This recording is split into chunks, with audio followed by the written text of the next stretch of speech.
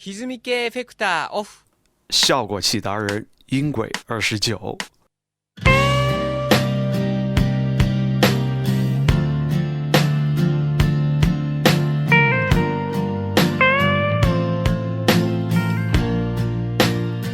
这个演示是为了突出电吉他的轻音切换到破音后对吉他延音的增强效果。其实我觉得这个小曲无论是用轻音还是破音来弹，都别有一番风味啊！大家可以体会一下两种音色带来的情绪表达上的变化。歪み系エフェクターオン。